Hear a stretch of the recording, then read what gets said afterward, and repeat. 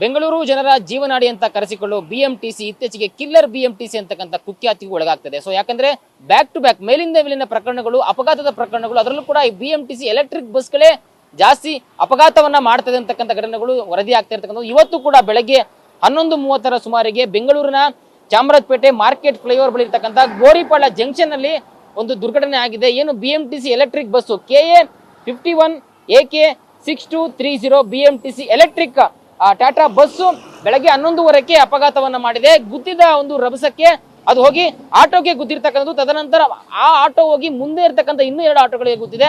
ಪರಿಣಾಮ ಈ ಒಂದು ಘಟನೆಯ ಪರಿಣಾಮ ಒಬ್ಬರು ಆಟೋ ಚಾಲಕರು ತೀವ್ರತರವಾಗಿ ಗಾಯಗೊಂಡಿದ್ದಾರೆ. ಈಗಾಗಲೇ ಕೂಡ ಸ್ಥಳೀಯ ಆಸ್ಪತ್ರೆಯಲ್ಲಿ ಚಿಕಿತ್ಸೆಯನ್ನು ಕೂಡ ಪಡಿತಾ ಇದ್ದಾರೆ ಅನ್ನೋ ಮಾಹಿತಿ ಲಭ್ಯವಾಗ್ತದೆ. ಉಳಿದಂತೆ ಒಂದು ಇಬ್ಬರಿಗೆ ಸಣ್ಣ ಪುಟ್ಟ ಗಾಯಗಳ ಮೂಲಕ ಬಚಾವಾಗಿದ್ದಾರೆ. ಆದ್ರೆ ಒಬ್ರು ತೀವ್ರತರ ಅಂದ್ರೆ ಮೇಜರ್ ಇಂಜುರಿಯಿಂದ ಬಳಲ್ತಾ ಇದ್ದಾರೆ. ಈಗಾಗಲೇ ಆಸ್ಪತ್ರೆಯಲ್ಲಿ ಚಿಕಿತ್ಸೆಯನ್ನ ಪಡಿತಾ ಇದ್ದಾರೆ. ಈಗಾಗಲೇ ವಾಹನಗಳನ್ನ ಚಾಮರಾಜಪೇಟೆ ಸಂಚಾರ ಪೊಲೀಸರು ವಶಕ್ಕೆ ಪಡೆದಿದ್ದಾರೆ. ಬಸ್ ಆಗಿರ್ಬೋದು ಮತ್ತೆ 2 ಆಟೋಗಳು ಸ್ಟೇಷನ್ ಬಳಿಯಲ್ಲೇ ಇರತಕ್ಕಂಥದ್ದು ಈಗಾಗಲೇ ಪೊಲೀಸರು ವಶಕ್ಕೆ ಪಡೆದುಕೊಂಡಿದ್ದಾರೆ. ಸೊ ಏನು ಘಟನೆ ಬೆಳಗ್ಗೆ 11:00 ನಡೆಯಿತು. ಒಂದು ಬಸ್ಸು ತಾವರೆಕೆರೆಯಿಂದ ಮಾರ್ಕೆಟ್ ಕಡೆಗೆ ಬರ್ತಾ ಇತ್ತು. ಡಿಪೋ ನಂಬರ್ 35 ಸೀಗಿಹಳ್ಳಿ ಘಟಕಕ್ಕೆ ಸೇರಿದಂತ ಬಸ್ ಅಂತ ಅನ್ನೋ ಮಾಹಿತಿ ಈಗ ಗೊತ್ತಾಗ್ತಾ ಇದೆ. ಸೊ ಪ್ರಯಾಣಿಕರು ಕೂಡ ತೀವ್ರತರವಾಗಿ ಆಕ್ರೋಶವನ್ನು ಹೊರಹಾಗ್ತದೆ. ಯಾಕಂದ್ರೆ ಬ್ಯಾಕ್ ಟು ಬ್ಯಾಕ್ ಆಗ್ತಾ ಇದಾವೆ ಈ ರೀತಿ ಪ್ರಕರಣಗಳು. ಯಾಕೆ ಇದಕ್ಕೆ ಕಡಿವಾಳ ಬೀಳ್ತಾ ಇಲ್ಲ? ಬಿಎಂಟಿಸಿ ಅಧಿಕಾರಿಗಳು ಏನ್ ಮಾಡ್ತಾ ಇದ್ದಾರೆ?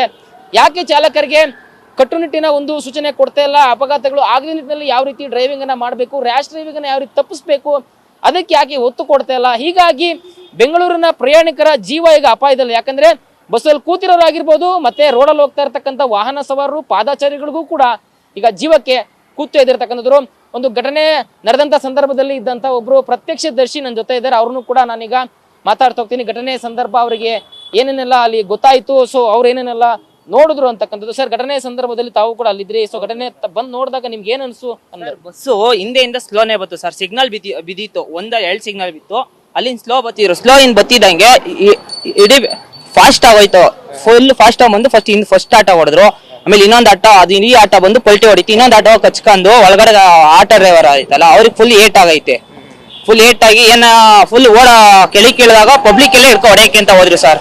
ಡ್ರೈವರ್ಗೆ ಬಿಎಂಟಿಸಿ ಡ್ರೈವರ್ನ ಪಬ್ಲಿಕ್ ಹೊಡೆಯಕ್ ಹೋಗಿದ್ಕೆ ಇಲ್ಲಿ ಆಟೋ ಡ್ರೈವರ್ ಏನವ್ರೆ ಇಲ್ಲಿ ಹೊರಗೆ ತಡೆದ್ರು, ಹೊಡಿಬೇಡಿ, ಏನೈತೆ ನಾವು ಕ್ಲಿಯರ್ ಮಾಡ್ಕೊತೀವಿ, ಯಾರು ಹೊಡೆಯಕ್ ಹೋಗ್ಬೇಡ್ರಿ ಅಂತ. ಇವಾಗ ಕೇಳೋದಕ್ಕೆ ಇನ್ಸೂರೆನ್ಸ್ ಕ್ಲೇಮ್ ಮಾಡ್ಕೊತೀವಿ, ನಾವು ನಿಮ್ಗೆ ಯಾಕೆ ಮಾಡ್ಬೇಕು, ನಿಮ್ ಇಷ್ಟ, ನೀವು ಏನಾರ ಕಂಪ್ಲೇಂಟ್ ಕೊಡ್ಕೊತೀರಾ ಕೊಡ್ಕೊಳ್ರಿ, ನಾವು ಇನ್ಸೂರೆನ್ಸ್ ಕ್ಲೇಮ್ ಮಾಡ್ಕೊತೀವಿ, ಇದಕ್ಕೆ ನಮ್ಗೆ ಇದೇ ಇಲ್ಲ. ಡ್ರೈವರ್ ಕೇಳಿದ್ರೆ ದುಡಿಯೋದು 15,000, ನಾನು ಎಲ್ಲಿಂದ ಕೊಡ್ಲಿ, ನಾನು ಕೊಡಲ್ಲ ಅಂತ ನಗಾಡ್ ಕೇಳ್ತಾರೆ ಸರ್.